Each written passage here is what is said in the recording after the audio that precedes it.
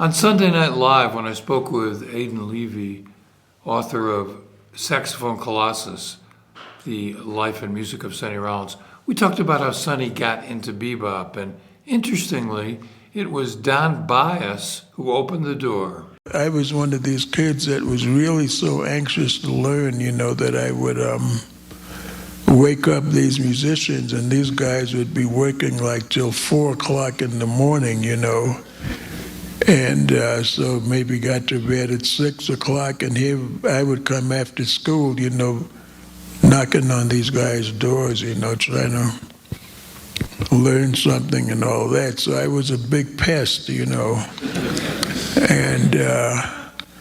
I was a pest to Denzel and Eddie Lockjaw Davis. Is another guy that we really pested, but they were all very generous. Oh yeah, they were all great. Sonny was a teenager when bebop arrived, and with his friends Jackie McLean, Walter Davis Jr., many others, he spent quite a bit of time at Minton's Playhouse. As he mentioned in this video, he was really a pest because he was very anxious to learn, and he went to Bud Powell's apartment repeatedly as well. Aidan, as an obviously talented teenager, what was his process for learning a complex music like bebop? I like to think of Sonny and his friends in that group, the Counts of Bop, as some of the first native speakers of the bebop language. That this was something that came into being and evolved as Sonny was coming up, as he was a teenager, as you said. And they just absorbed this music. I mean, it was like their religion. So they were learning the music as it was coming into being, and they learned how to speak that language.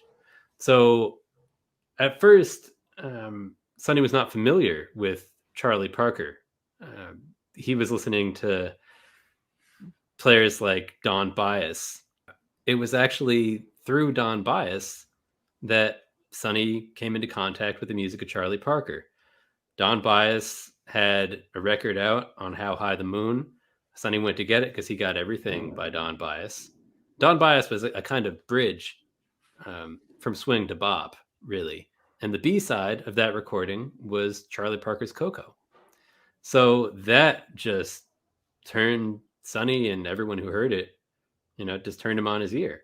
That was a major step in Sonny's development of his own bebop language and his own contact with the music. But also through the Apollo Theater, they had bebop acts playing there, and Sonny would always be there every week.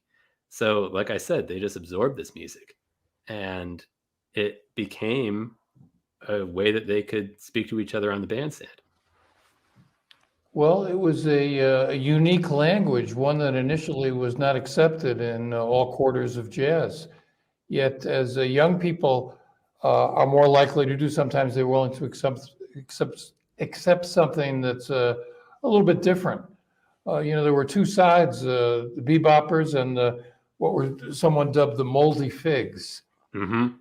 And after a while, of course, bebop became the standard.